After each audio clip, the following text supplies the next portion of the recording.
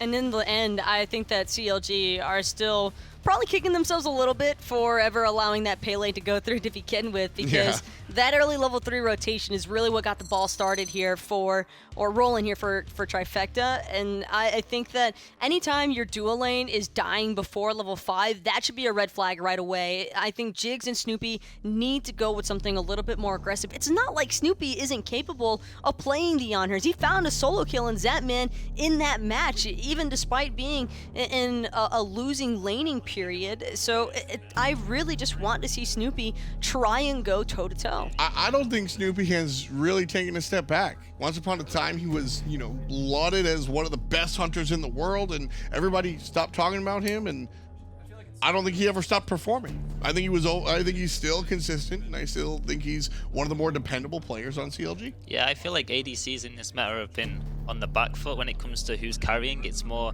at the start of the season, it was based around duo. If you had duo pressure, you could basically rotate to mid and kill everyone yourself. But now it's more jungler and mid. It's more, if you're ahead in the jungle, if you're ahead in mid lane, then you help your duo lane get ahead, and you just snowball. Looking at the first round of bans here so far, Artio and the Arlong Shen are going to be banned out by Counterlogic Gaming. Trifecta ban out the Odin. They're trying to figure out what the next ban could be. Pele, certainly a thought process. They just showcased what she could do. They don't want to give that over to Mask. At the same time, there's a couple of other options that come to mind. Odin being removed, though, means that if Trifecta do choose to ban away that Pele, it could possibly be a Mercury pick selection here for Mask. I'm not certain that he's going to want to run the Erlang 3 games in a row now. I think that they've kind of ran that pick into the ground, and it's time to switch things up. Yeah, I like this outpush ban. They're sticking to their guns. They saw what it did the first game to them, and they don't want to take any more chances. However, I would have liked CLG to have banned Rajin or take it away, because Paul's not played much else. And if you take away a comfort pick, especially in a vital game such as this, then it might be a different outcome. Exactly. Play it until you force me off of it. And I agree. I would have liked to see CLG kind of take that one away. But it's going to be the Opwatch ban, as we noted. Freya, first pick overall for Counterlogic Gaming. And Trifecta on the clock right now. They're going to go with the Terra and the Pele one more time. Sammy looked fantastic last time around, And, well, he's going to pick up the Princess one more time. Jigz maybe not too happy about not having a chance to play Terra himself. I think that CLG might have been gunning for that choice, but taking the Freya instead. And I'd also prefer to see this Freya in the mid lane. I don't really want to see Snoopy trying to play Freya in the dual lane, because we already saw what a level 3 rotation could do to a Cupid. I do not want to see Pele rotating that early on to try and punish a Freya. I'm sorry to laugh over you. Neil's thinking about Rajin, I think. I think that was the Rajin sign. Yeah, that definitely was. I think if Paul plays Rajin again, however, he did use the cursed skin last game, the monkey skin, the SK skin, we like to call it, so it might curse them, it might come back to haunt them. That's true. He's got to think about that one for sure. That's a very relevant piece of analysis there. Got to bring that one up. I don't follow you in the slightest, man. I mean, it's a very potent threat, if you ask me, but Paul also could be looking to try and switch things up a little bit. Rajin could suffer a little more so against the likes of Freya in comparison to the drafts that CLG have been running for the past couple of games. And I also believe that CLG, I mean, I don't even get a chance to say it. I think Hurriwind's just going to lock this one in. I didn't want to see the Freya in that Hunter role, but anytime Nox is open, I think the pros have been talking since we've been here. They have said CLG will opt for this every single time it's an availability. It looked fantastic every time we've seen him play it. Nox comes with a ton of control, so much so that she's been thought of as a support at times, and the ultimate is just nasty. A ton of damage, dot damage, by the way, and 40% damage mitigation from people, spitting out damage. Just a really incredible pick. Nox in the mid lane likely, and Ares to follow up. This might be Ares for fineokay into the Terra. If it is Scary D for the Terra solo, I think that CLG have the option now if they want to interchange between fineokay solo pick and Jigz' support selection. So that's something that Trifecta are going to have to keep in mind, and it could possibly shut down what they might have been leaning towards, which seems to be a heavy single target burst comp. Yeah, well, Ares is a great matchup into Terra. Like, the idea of Terra is you farm till late game, you blink ult, and then you just kill the whole team. But if you put her behind, then it makes it difficult for her to be able to do that and get away with it. You heard what Deathwalker was talking about, why he plays his Ares in the solo. Yeah, he does. I mean, he's a good Ares as well. I'm not sure on fineokay's ability on Ares, whether they've been practicing it or not, but I guess we'll see if he picks it. And the idea that Deathwalker was talking about, why he plays the Ares solo, he's like, look, you're clear as doo-doo. It's a direct quote, by the way. But you can kind of negate the opponent's clear if they have to dash, and so both of you are kind of behind. And that mentality is where that Ares solo comes from with respect to Deathwalker. So we'll see if CLG are thinking the same thing. And Jing will be a very vanilla pick here for Trifecta. Zapman, certainly a big fan of this character, and we'll see him play her one more time. I almost wish that would have been a Chiron instead, or possibly even a Geb. But I don't blame Trifecta for going for the Jing here, because Jing by far one of the better physical hunter matchups into the Freya, having that agility capability off of the banish. But more importantly, it's just the simple fact that Zapman needs survivability. I think that with the current comp that CLG are already running, this screams to me dual lane pressure. Yeah, it's definitely a strong look for the long lane. Cirquet going to be the first ban here for Trifecta. Counter Logic Gaming thinking about what to ban out. Neither team really has dedicated much resources into, well, there's the Raijin, man. That's really what I was thinking of as I floundered for words. I was trying to figure out if CLG were going to look to ban out Paul. Because that's exactly what I'm doing if I'm CLG. Yeah, I think Trifecta were thinking and debating in that third pick whether they should pick the Raijin. However, if this Nox is mid, which I assume it's going to be, it's really good into the Raijin because it stops his early game clear. I'm glad they picked the Jing here because they want to keep the Terra flex open. And if they don't keep it open, and the Ares does end up going to that solo lane, it's going to be a rough matchup for him. Part of me, the broadcaster in me loves this Habwa ban because I think CLG correctly predicted where Trifecta wanted to go, and I think that they did their homework, and it's great. The fan in me is upset that I don't get to watch Paul play Hebo, and that's a whole different story, but I think this is exactly where CLG needed to go. I think Paul's upset that he doesn't get to play Habwa. That's just the way that it always seems to go, though, and it's down to the final match of a best-of-3 series. You can't really complain all that much when you see the Chronos for Paul either. I think that Paul is probably one of the more successful mid laners on this Chronos, in Season 5 at least, and also, I really like this Chronos because of the stun. I think that stun and time rift, as well as having the reset on his rewind, could really switch up the way that these team fights work. Let's go. Whoa, is that Chronos? Is that him? Must have been. This backer selection here, if they do pick it, is really good for Trifecta because that allows them to move the Terra to the support, get a decent matchup into the Ares, but CLG are debating what they want to play there. It's going to be the Chulainn for CLG. Right there, I think we got to see that conversation that you were talking about. With the Bacchus selected, we would likely see the Ares in the solo lane, and with the Chulainn selected, I think that means that Ares goes over to the support role. Ravana will be the jungle of choice for Counter Logic Gaming. And Trifecta over here thinking about their support player. Kumbhakarna highlighted at the moment. Kumbha would be great against the Ares, so that's probably the main reason why Trifecta are looking to take this one out. But not only that, but the Epic Uppercut, it can also be very useful in terms of preventing Freya from having an impact on the fights. I think that anything that will prevent Freya from being able to get off her full kit is always going to bode extremely well for your team. And Trifecta, this is a very risk versus reward composition that they're going for. This screams primarily late game to me outside of the Pele. At the same time, it's comfortable for Trifecta, which is very important. Chronos is one of Paul's go-to characters. It's where he found a lot of his success in the minor league and then some as far as his ability to dominate.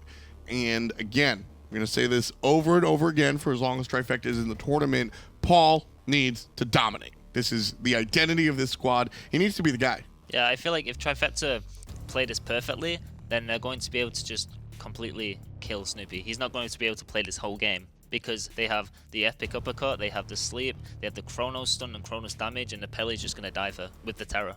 Ton of control. Kumbhakarna certainly a nightmare for carries to deal with on the normal side. Jing works out of Freya as well. I think that Trifecta knew that Freya was going to go the other way, and they don't care.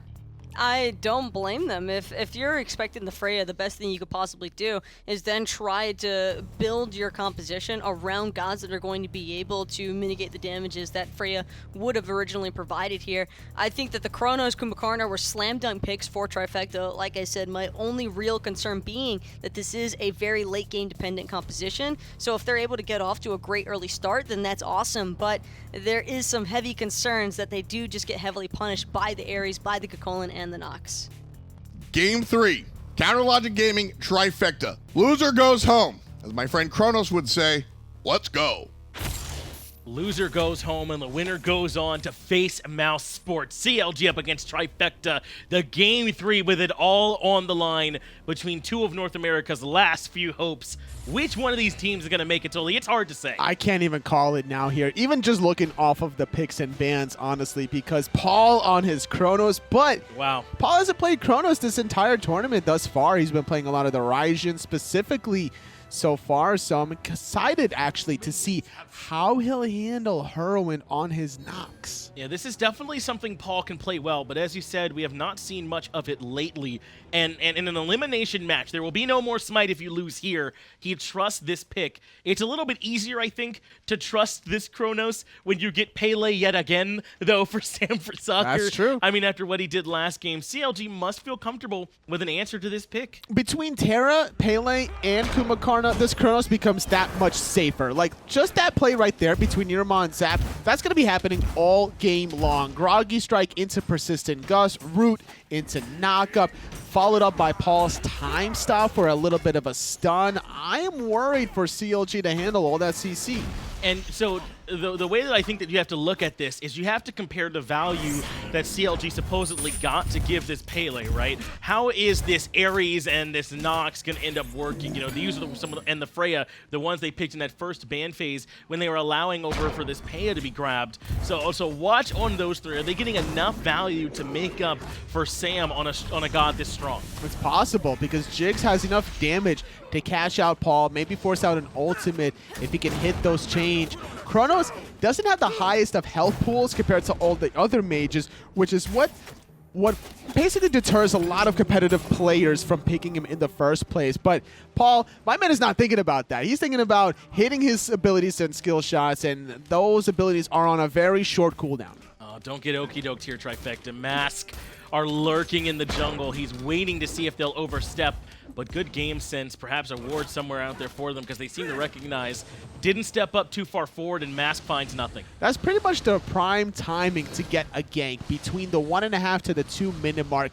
Not much to do in the jungle camp, clearly, as Mask finally grouping up on the left side back camp. He's going to secure that one for himself. Right side is up as well, and when you don't see the enemy jungler on your mini-map, you have to assume that he's just right around the corner. You talked about how Chronos doesn't have that large of a health pool. Well, I gotta think that that's what this Robin is all about, right? Because if there's one thing that Robin's good at, it's just jumping on your backline carries. He's able to get right there with the Mystic Rush. Overhead kick can get him through the stun as well. A lot of pressure on Mask. Oh, very true. A little bit of damage onto NeiruMah. One chain connects, second one doesn't. Mask, you're right. He needs to be mindful about some of this damage. So, but what is he going to overhead kick, right? Like, is he going to try to get rid of the Groggy Strike for the initial root or the time stop? He has to be mindful about the timing of that escape. There's a lot he's going to have to consider in his dashes, and CLG considering the aggression, a double banish right into what appeared to be the horrific emblem, but Neil had one of his own to respond with, so they can find no more aggression. They couldn't find the purple buff either, so CLG don't get a lot out of it, but they did get Zap speed. That's very true, and that's going to be a long cooldown to take advantage of. Scary D will confirm his own blue buff, important blue buff to confirm if you're a Terra solo lane, needing to use probably all three abilities to clear the wave at level 4. Especially when you're in a matchup against probably the biggest bully warrior there is, right? I mean, Kukulkan, when he transforms and then Rage comes online, he can get the best even of other warriors. So someone like Terra, who can take a while to really get online, can struggle. So securing the buff and making sure that he's able to stay relevant over here in the solo lane, this has all been great from Scary so far. Now that Hurriwind is level 5, will have that ultimate available, and this ultimate not good or better than just the damage that it provides. It provides that anti-damage when it hits a lot of opponents, and that's something Hurriwind has done so far in this tournament, being able to engage with it to mitigate some incoming mage damage. So Paul is going to be on the receiving end probably every team fight. Guardian's Blessings picked up again for both these solo laners too, man. That really just has become just the thing you grab when you're over there in the solo lane nowadays. I suppose unless you're taking a mage over there, you might want Mage's Blessing. But this has really just become the blessing to pick up, or the starter. It's all about maximizing your gold per minute, right? Like, you're not going to be a bully against a Guardian. And if you're a Guardian, you're not going to be a bully against the Warrior at the end of the day. At least not before you get your cooldown reduction on the Breastplate of Valor, right? So you might as well use this opportunity to sacrifice your initial farm to get the better end of it. And let's say, for example, one player doesn't get the Guardian's Blessing and the other one does. By minute 20 or so, that extra gold you're getting from that Guardian's Blessing is equivalent to a difference of 400 to 500 gold. Just that you've been passively able to grab over the game. It's almost like an arms race where you functionally have to, just to make sure you're not falling behind your opponent. But both these solo laners gone with aggressive boots to get things started, as Sam has come over to join them in the solo side just to make sure the blue buff gets secured. fineokay being very aggressive in this 1v2, not wanting to aggress, knowing that Mask is right around the corner as well. That stun should still be in range of finding the last hit. Wasn't quite enough, and there you go. CLG able to strip it away. The walls had to close a little bit too early. Good patience from fineokay, and they strip it away. The one little advantage that they could lean on is the soul lane. Scary D on the Terra doesn't have much real fight at the beginning of this laning phase, so that could be the one factor between both fineokay and Mask to start leaning on this Guardian, get any kind of advantage they can.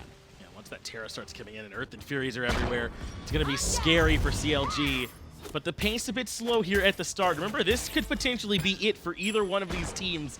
So no big surprise, really, that they're being cautious as Zapman again on the Jing way in the small bit of a counter matchup here up against the Freya. Being able to agility away from the persistent or from the whoop is so important, and that's why Zap wanting to take that before the secondary ban phase. If he didn't pick the Jing way there, probably going to be a guaranteed ban from CLG. And it's been being picked in response to the Freya almost instantly in every one of these matchups, to the point where I think we've even seen a Jing Wei or ban or two just to try and leave some room for this Freya to operate and punish the enemy hunter a little bit more.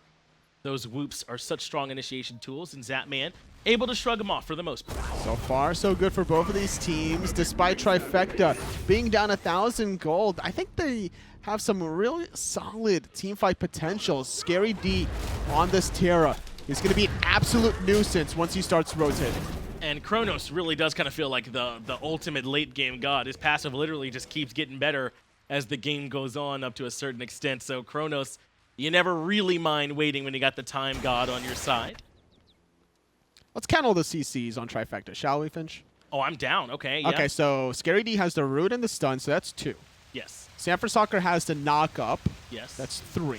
Paul has the time stop. That's 4. NeiruMah has Groggy Strike Mez and Epic Uppercut. That's 7. Zapman has Persistent Gust. That's 8. It's a lot on the side here at Trifecta that you got to worry about if you're CLG.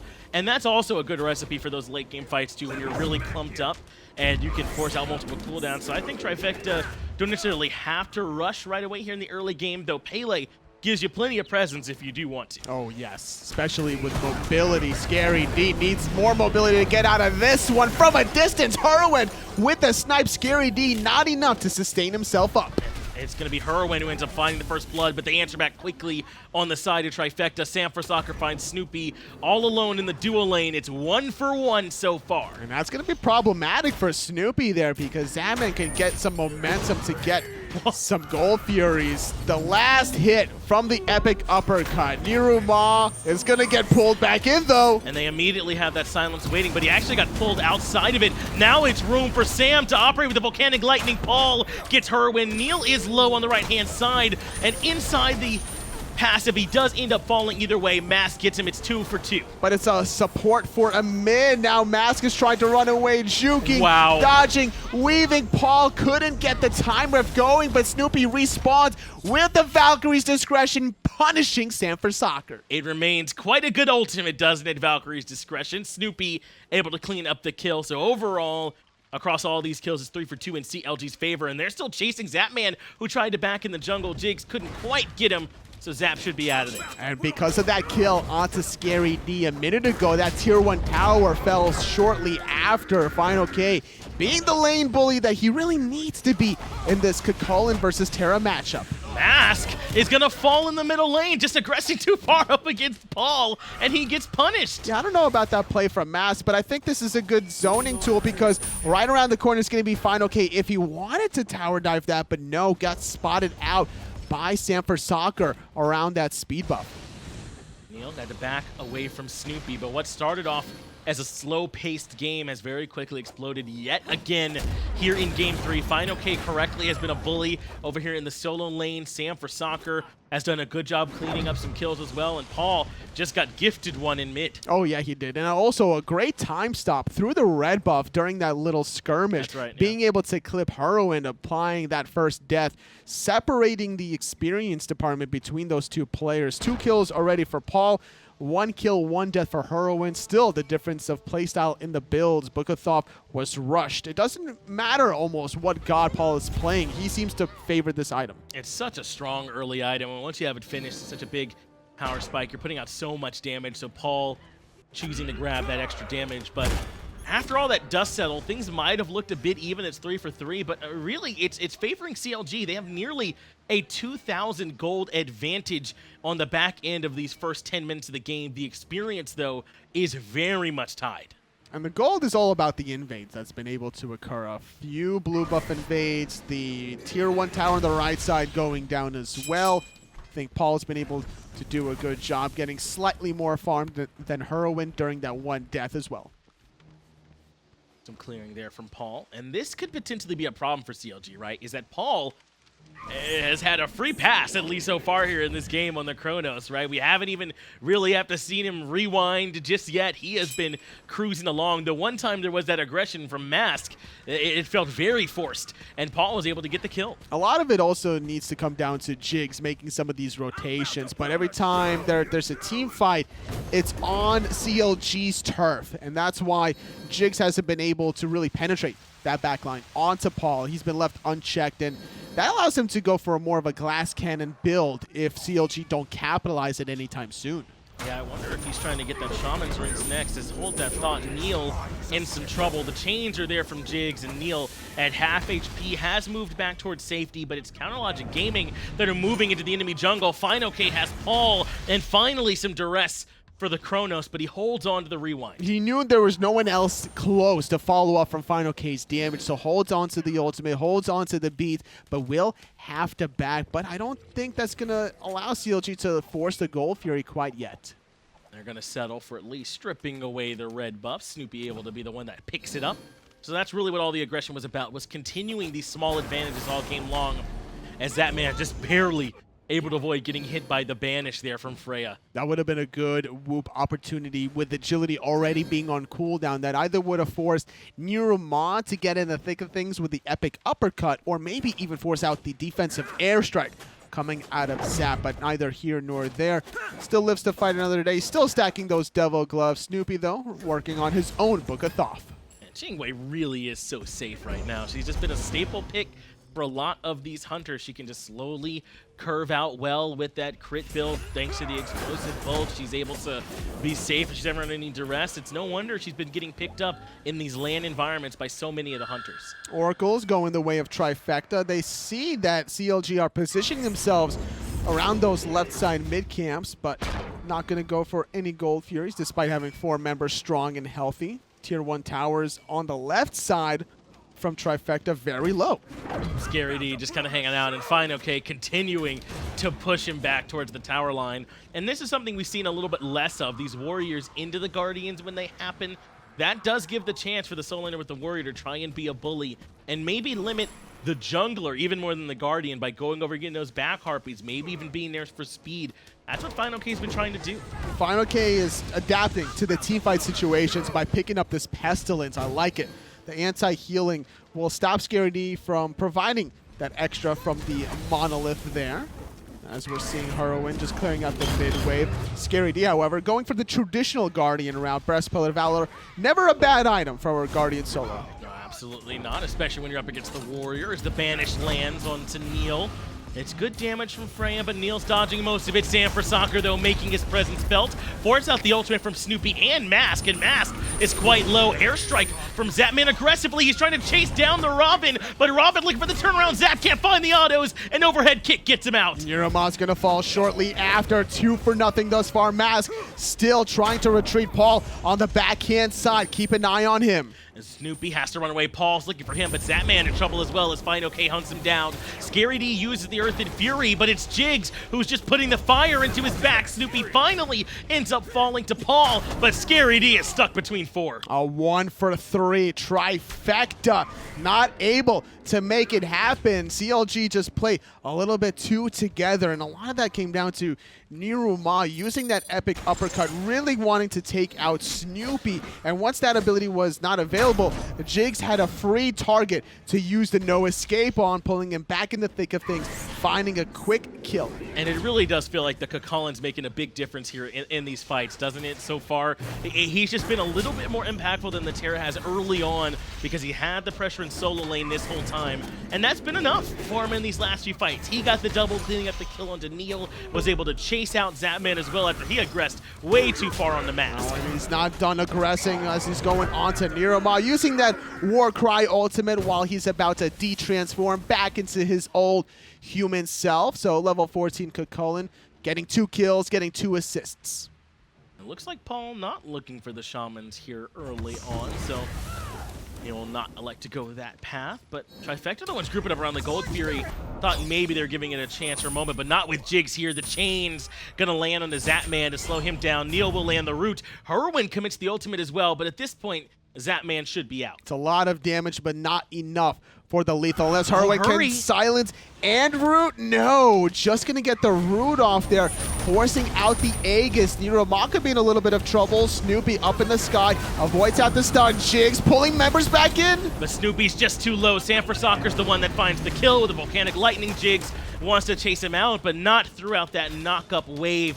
Mask, on the other hand, he lands the root and at least makes it 1-for-1 jungler for Hunter, and fineokay is still looking for blood. And Snoopy has been on the chopping block quite heavily there. Scary D gonna get rooted in place, trying to survive, but Mask kicks him in the face. And fineokay not done yet. He lands the root onto Neil, but they cannot keep pushing forward. And without Snoopy, they lose a lot of their sustained damage. Remember, they don't have a physical Hunter at all to help burn these objectives. So they got to win their fights by even larger margins, perhaps, than normal. That's very true here. Paul being distracted and preoccupied, Jeez, coming out of fineokay, using that Aegis there. Needed 2 basic attacks, not just the 1, but fineokay in a world of hurt. Holding on to the time ref after the time stop. Needs 1 more basic attack, but fineokay is the juke meister. You gotta be kidding me. fineokay jukes all the autos and somehow makes it out between 2 health bars from Paul. And now it's Zapman who's in some trouble. Airstrike defensively allows him to get away, but now Neil locked down by Hurriwind and Snoopy. Horrific Emblem should be enough. Hey, you know what fineokay said to his teammates as he was running away? I'm fine. Okay.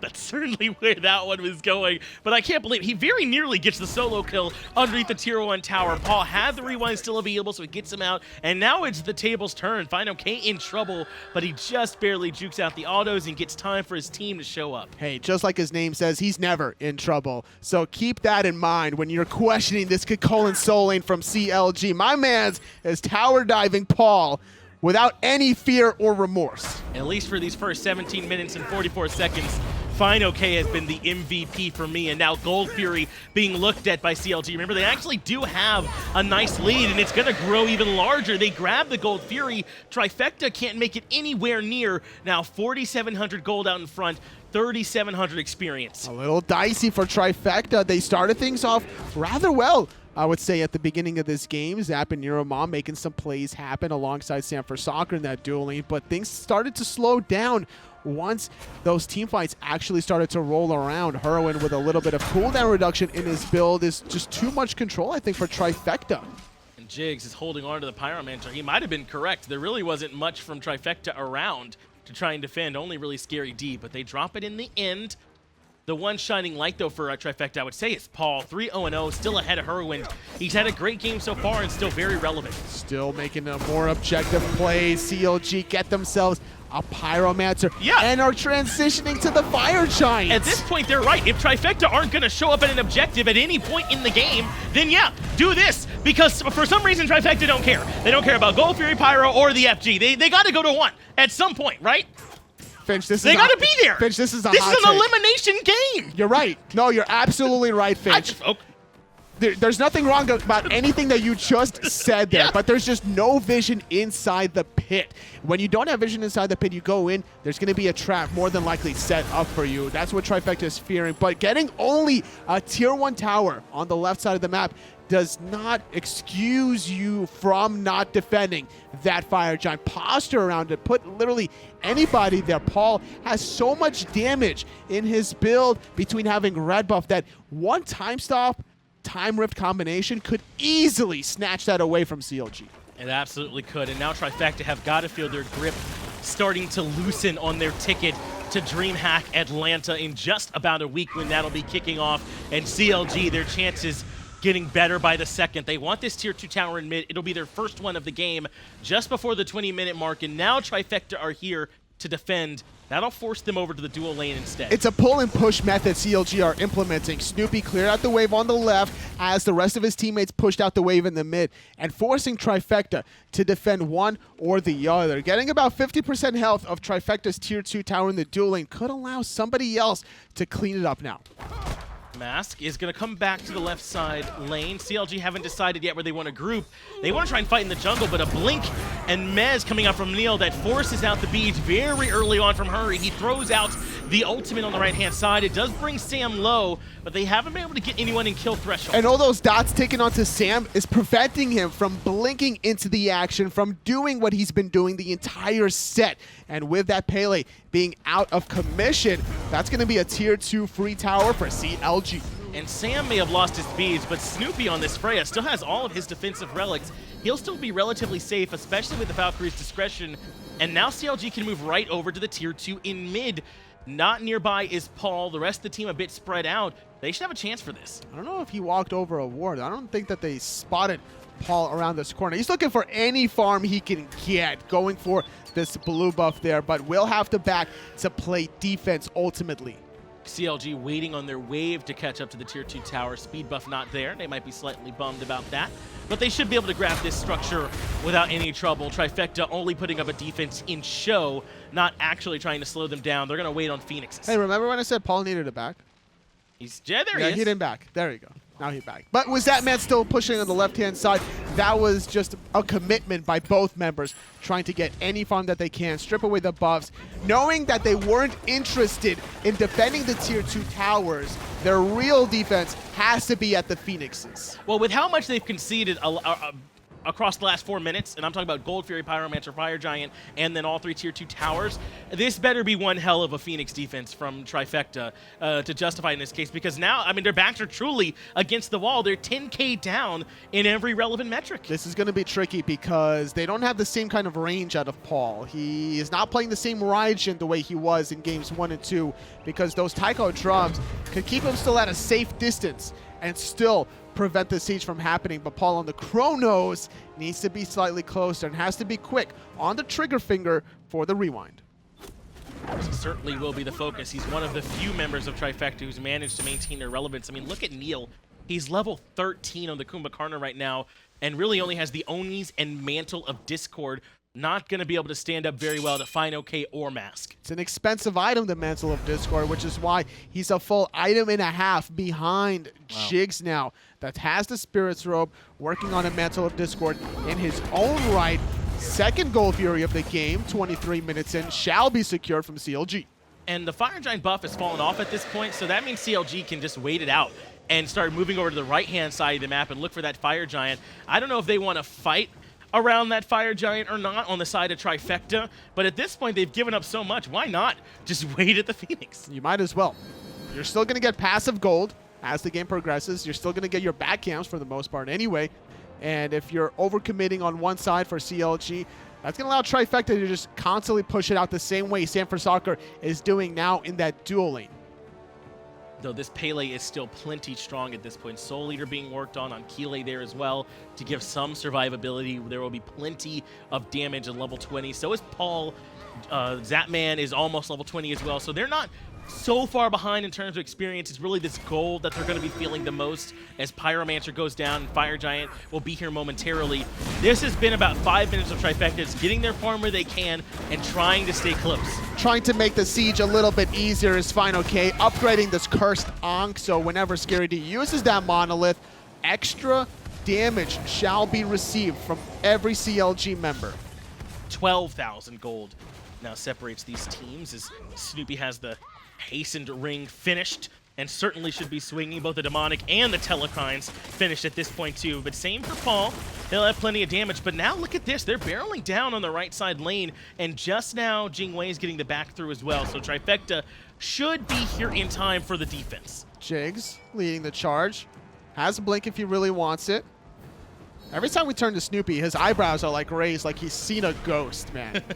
This is Game 3 focus coming out of him. Oh yeah, he absolutely understands the importance of this match. And this is a CLG team that has a lot of faith in what this roster can do. And all year long, they've considered themselves one of the top teams in North America. They think they should be at the table with E-United, with Space Station, with Splice. And this is their chance to show it. They've got Mask on the roster now. He's looked great for them in the jungle.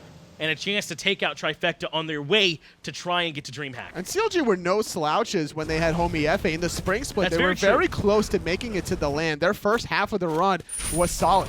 But that little 1 week bye break or whatever definitely slowed them down between weeks 3 and weeks 4. I think that E-United really stepped it up. And it was funny because I think CLG won that week 3 set, but then lost week 4. And that really just stopped all their momentum. But that was spring. Now we're here in the fall. And CLG are just 2 wins away, or 1 win and then 1 set win away from making it to HRX. Yeah, 1 more set win. They'll be up against a Mouse if it is CLG who makes it. And they've got the numbers that say that they should, but Trifecta are the ones who've had quite a bit of time to talk about how this Phoenix defense should go. I expect to see something very well coordinated here from the boys with all the time they've had to prep. Well, we can see if CLG throw a wrench at all that preparation, because thus far Mask posturing as if he wants to split 2 regular wards, 1 from each team along that side where Mask is. That needs to be sentry warded so that you can easily make these kinds of rotations without being detected. And Mask going to keep Sam for Soccer pulled over here to the mid, or they've got a wave pushed up to set up for the 4v4 over on the left-hand side. But Sam's kind of cheating in between. He's spending a little bit more time trying to make it back to the fight than worry about the mid Phoenix. And I think that's the right way to play it. Beautiful play from Mask there. Pops the bubble of the Mad Guy's Cloak for Sanford Soccer. Could allow CLG now to go in, but instead, NeiruMah goes in and he gets controlled! This is what I meant. He's so low, there's no way he could take up the damage, and now he's inside the passive form. Hurriwind gets the kill. Nobody gets pulled back in, but that's beads out of just about everybody. CLG very slowly, very patiently have started to break the base of Trifecta. Mask really wanted to blink and root Paul there in a 5-on-4 for another 20 seconds. CLG get their first Phoenix of the game, 27 minutes in, not interested in going any further quite yet. They still have the Fire Giant buff finished for another minute, and we'll see how they play it. NeiruMah has got to find another way in. I don't know if he could be the one that initiates totally, because just too tanky. That silence from Hurriwind, I mean, he got blown up immediately. It's so true. He needed the Mad Guy's Cloak, I think, while he blinks in, because that silence from Hurriwind disrupts anything NeiruMah wants to do unless he was already mid-animation of the epic uppercut. Minions pushing into the Phoenix area now. That should give a chance for CLG, but cleared quite quickly by Paul, who's hanging out on the right-hand side. Fire Giant only for another 30 seconds, though. Remember, they do have a tremendous gold lead, too. Yeah, I don't like Paul's build with the Telekine's Ring and Demonic Grip, knowing that he doesn't have the timing to get off basic attacks. He needs the ability damage, the magical power to stay at a safe distance and throw the time stop Rift combo. Ares keeping those defenses bolstered, at least Jigz is. Banish lands on Paul, but he doesn't overreact and holds on to the beads. But the Phoenix being slowly whittled down. It's at half HP. And Snoopy continuing to chunk it away bit by bit. Slowly but surely, Jigz now going into the thick of things. Scary D gonna get pulled in the back line. Look at Sam, though. He's trying to find Hurriwind. Paul's able to find fineokay, and Sam removes Hurriwind from the equation. Snoopy is still standing tall at this point, but it's actually a 4v3 in Trifecta's favor. Sam for Soccer uses the knockup, but Mask wants to find the opposing jungler, but no one helped Snoopy in the back. Paul is just an absolute animal. He can't be stopped. The Mez will get negated by the overhead kick. Mask now in a 1v4. Can't get away from this one. He's going to fall as well, and this is what I was alluding to. Trifecta needed to have some kind of play, and if they were going to wait for 7 or 8 in-game minutes to make a play, then there better have been one, and it was Sam for Soccer making sure that he got into the back line. First Hurriwind, and then Snoopy.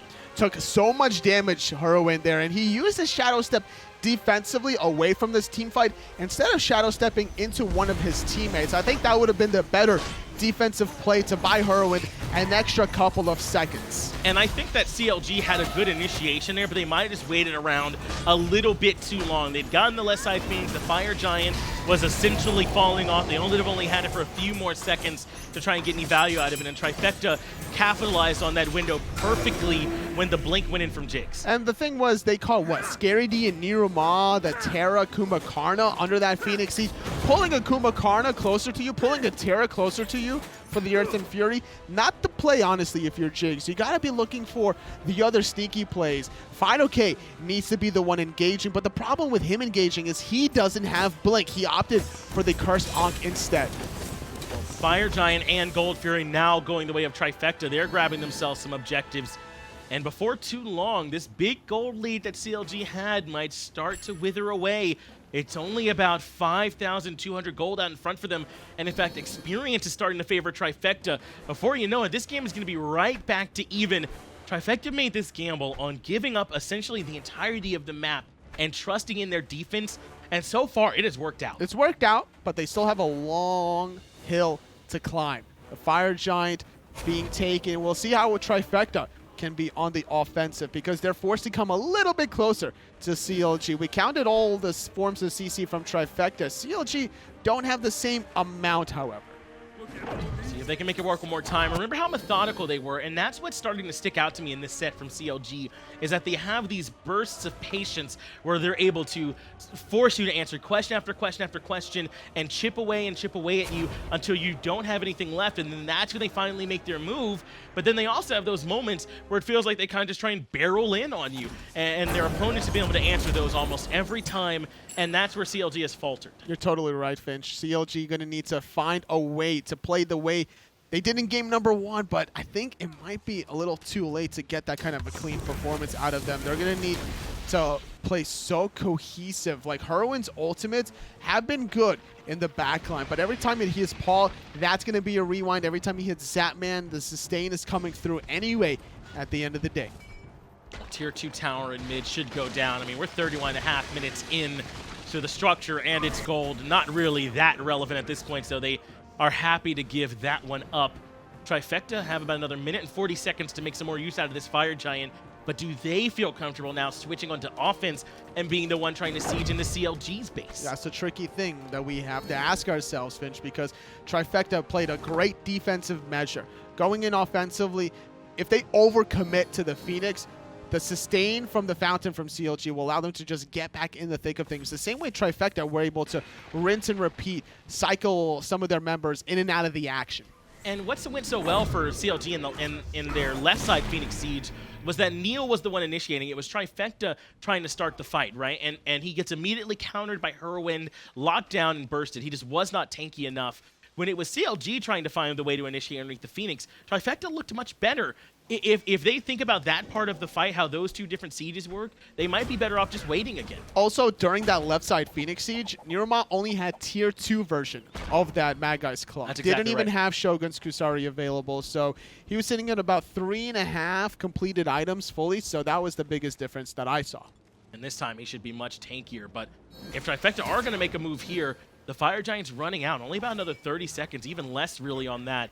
So they'll put some wards down, try and see if anyone is too far forward in the jungle. But all of CLG are backing. Wait, no, Freya's still here, but Snoopy, I think, recognizing and will fall back. Yeah, I thought for a second that Snoopy was about to enter a death trap, but at the end of the day, did sniff something out, dropping a ward there underneath. Fire Giant not due to respawn for another minute and 5 seconds there, and that's exactly why Snoopy canceled this back, knowing that there was a ward to be countered. But the tension absolutely palpable between these two North American teams, Tully. One fight here at this point in the game. One maybe too early use of beads, right? Accidentally being a little bit off on your ultimate here at this point, or engaging a second ahead of the rest of your team could be the difference between a chance to go to DreamHack and going home right here. So I don't blame them for slowing down the pace of this game. But even without the Fire Giant, Trifecta looks like are trying to push down the middle lane. Timing is crucial, and I think Trifecta might have sniffed something out. No, instead they're just shoving out the way, will strip away this speed buff here, and looking for something. Hurriwind not going to get caught out there, will back safely. Both teams just kind of like two ships passing by each other in the night. That's really what it was, and that forced CLG to back. And had that been a little bit closer to the Fire Giant spawn, that play might have worked to try and get a panicking CLG to all back and open up a window at the FG, but now CLG will be here. The Fire Giant now crashing back into the map, but it's Snoopy who's the target. Aegis comes out early, and Soccer is right there with him. Valkyrie's discretion gets him up out of combat, but it's just not enough. Paul finds Mass. Zapman gets Snoopy. Hurry answers back, but it's 2 for 1. 2 for 1 is good thus far. Jigz is going to be able to disengage with that Magai's Cloak. The epic uppercut catching fineokay, but he's going to get taken out. It's only Hurriwind and Jigz to play defense, and Trifecta are not interested in this Fire Giant. Not at all. Trifecta have a Chronos 34 minutes into the game. He chews through structures at this point once he adds that extra magical power onto his auto attacks. The right side Phoenix down. Hurriwind and Jigz with everything on the line have to find a way to defend him against 4. The chains from the no escape hits everyone, pulls him right back into Hurriwind's damage, but Jigz isn't tanky enough. Zapman eradicates him. It's just Hurriwind left to try and defend. Titan now at about half HP, and they put NeiruMah into the passive. Hurriwind has the silence. He blows up Scary, but Paul and Zapman have the damage. There's the ult, but it's just not enough. Trifecta take the game. CLG go home, and Trifecta will advance to take on Mouse Sports. What a performance at the very end. There was just a slight chance for CLG to still hold on. Hurriwind did everything in his power, but you can't stop the Kumbhakarna from resurrecting in that passive if you're trying to kill the other members. And what a big game from Trifecta. I mean, that one came down to what, just a couple points of damage there at the very end. It's gotta be a heartbreak if you're on CLG, because you feel like that game is yours. Trifecta make the call in the middle of that game to essentially just give up on the map. And they give up Gold Fury, Pyro, Fire Giant, all their tier 2 towers, and they fall back and defend. They even lose the left side Phoenix when NeiruMah gets blown out, but their mid Phoenix defense was really all that it took. From that moment on, that felt all Trifecta. They just needed a couple more items for the defense, honestly. I don't think that they were able to really figure out a way to shut down all this control. Kumbhakarna, you also got the Terra as well for Scary D. Trifecta's draft was honestly solid for the defense, if anything. I don't know if willpower is a physical force, but it is emanating from Soccer and Paul right now. I mean, these guys are doing whatever it takes to get Trifecta through these sets. And right now, they absolutely still have a chance. They will be going up against Mouse. We bid adieu, unfortunately, to their opponents across the way, as Trifecta are the ones that made it. It was a good performance, I would think, from CLG at the end of the day as well. Trifecta were just that little bit better. It really was. It really is just the thinnest of margins that separates these teams. Trifecta, though, the ones that move on. Let's get it back over to the desk, though, to get their thoughts on how that game ended. My thoughts on how that game ended? I mean, you guys watched it, right?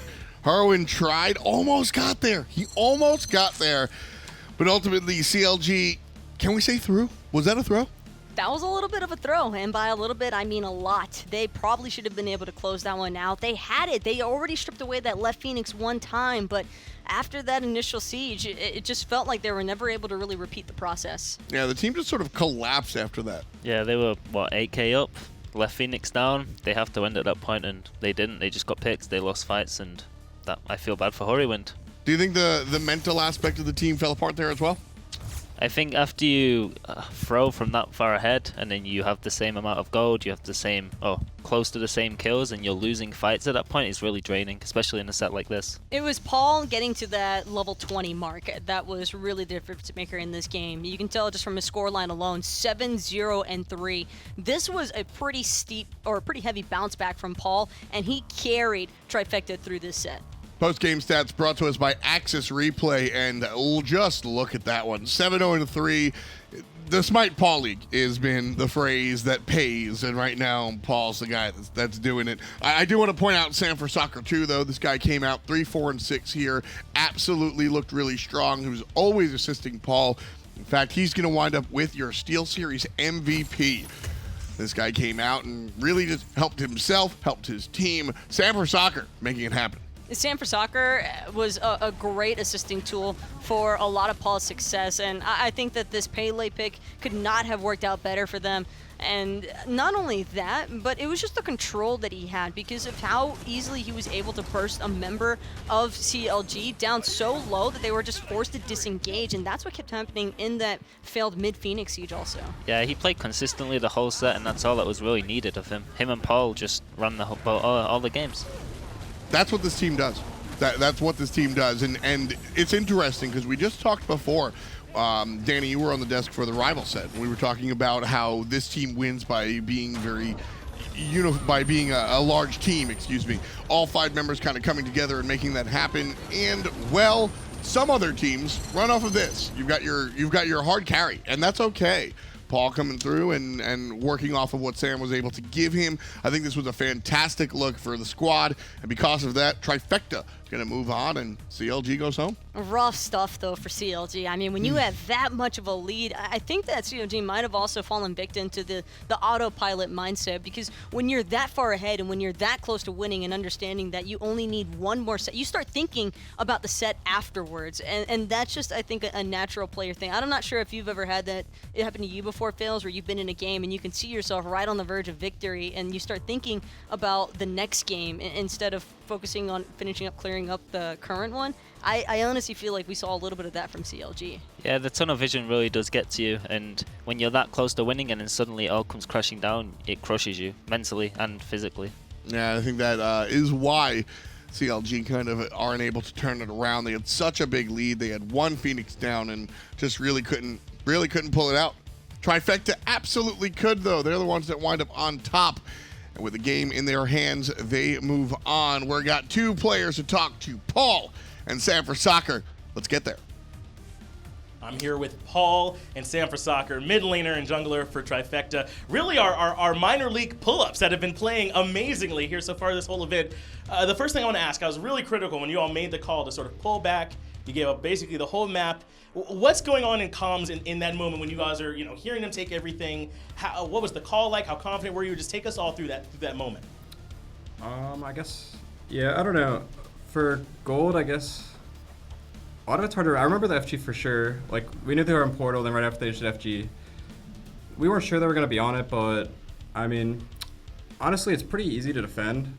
So giving up stuff is really not that tough in this season, once you're at a certain point. Because, like, we figured we could just split the map while they're trying to push, and then you can farm out basically all your items. And then once you're on the Phoenix Sieges, we feel really confident there, actually. It's, yeah, it's not, like, too weird for us to do. We kind of do it often, I feel like. Yeah, you guys had a lot of control between the Terra, Kumbhakarna, and the Chronos in game number 3. Zooming out of game number 3 into the set, game number 1 defeat. What was your mentality like, and what brought you back in game number 2? I don't know. Upwash is like OP or something, dude, because I don't know. We're just like, we got to ban that god. And then we banned it game 2 and game 3, and we just started winning. So I'm just like, all right, I'll take it, dude. And what's it like for the two of you being, I suppose relatively new to the SPL as compared to everyone else? Because you really have stepped up into big roles, I'd say, here. I mean, you're so critical to this team's success. Just what's that like for you guys on this roster, even with big names on it like Zap and Neil, or Scary D too? I don't know. It doesn't really feel like too much pressure or anything, really. We just kind of do our job, I feel like. I don't know. It doesn't, yeah. I don't know. I mean, it feels good. I don't know. Yeah. I don't know. Yeah, pretty much. You guys are definitely feeling good after that one. How good are you feeling that you have to face off against Mouse Sports now for your chance to make hi-rez Expo? Yeah, I'm really looking forward to that. Since the beginning of the LAN, that's who we thought we were going to go against first in the winners bracket, but then we lost the first one. So I don't know. I'm looking forward to it.